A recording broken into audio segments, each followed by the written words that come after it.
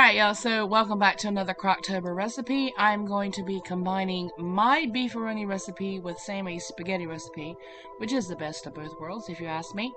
Right now I'm just going to cut up 2 small onions. I'm going to mix this in with some ground beef that I've got going already on the stove. Just mince it however you like it. I like it kind of fine, kind of small, but you do you. Anyway, right there, going in with the hamburgers, about a pound or so. We're going to render that off together. Those flavors stay in there. And, you know, you can drain your hamburger after you've added your seasonings. They really do still stay there, so it's all good. Just keep it stirring and keep it going. You can add bell peppers at this point or anything else that you want to. You can even add, like, celery and carrots. That actually goes well with pasta dishes. I'm just saying.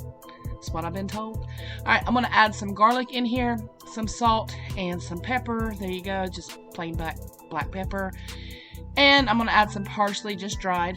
Give that a good stir. And right here on the back porch, I went and got some basil. I'm going to add that. That's completely optional. You can, you know, just do whatever you like. But got probably a couple of tablespoons there. I'm just going to cut it up really good and mince it and put it right in with that meat. And continue to cook it for just a few minutes. Sorry, I got cut off there. Cook it for a few minutes, and then we're going to go ahead and add that into the crock pot. Yummy deliciousness right there. Alright, so the meat is in there. I drained off a little bit of the fat, but not all of it. So the meat's in there, the onions, all the good stuff. I added 1 jar of pasta sauce already, basically so it would cool it down so it wouldn't steam my camera, because really cooking. So I added that. I got about half a jar of water. I'm actually going to add 1 more jar. This is definitely a recipe that you'll be able to eat for 2 days. Well, depending on how many people you have in your house, too. I'm going to fill some water up with this one. I'm not going far. I'm right here, just in case you're worried. Yeah, I'm right here. Alright, I'm back. Did you miss me? So we're going to shake that up, get all the goodness out. You want more water for this one than you would a typical, like, spaghetti on the stove, because we're going to cook the noodles right in the sauce. So you want a little bit more liquid in there. So I'm going to add those. 2 beef bouillon cubes going in. A little bit of sugar to taste. It's probably just a little over a tablespoon. See, that's where mine and Sammy's is a little different. Now here comes Sammy's part. The spaghetti sauce mix. This stuff, the stuff that I didn't know was so good. So we're going to add 2 of those in, because she does 1 pack of seasoning per jar of sauce. So it's 1 to 1. So we did 2, so it's 2 to 2. Add that in there. I'm going to add a can of stewed tomatoes. You can add diced tomatoes if you want. I happen to have stewed, so that's what I'm putting in there. And they'll cook down a little bit, and then as your sauce starts to develop, you can chop them more if you want to. Or if you use diced, you can just leave them be. So I'm going to stir all that meat in with all that sauce.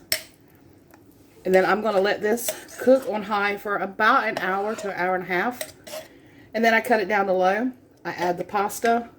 And it cooks on low for about 3.5, 4 hours. It depends on your crock pot. Now this isn't one of those, this is a weekend crock pot recipe. So if you're home and you're chilling and you're enjoying the fall weather and all that, that's when I would make this. I wouldn't throw this together and then go to work for 10 hours. I wouldn't do that.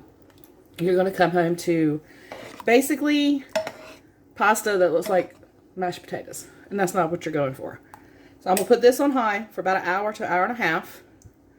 Then we'll give it a really good stir and add that pasta sauce, and I'll show you the next step. Easy peasy. Lemon squeezy.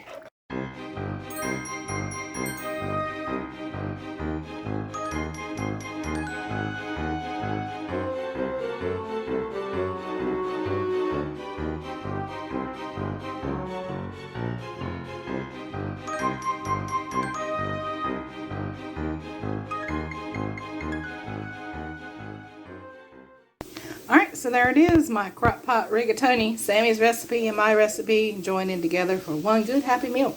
That's how it went down tonight. I'll see you day after tomorrow for another CROCKTOBER recipe.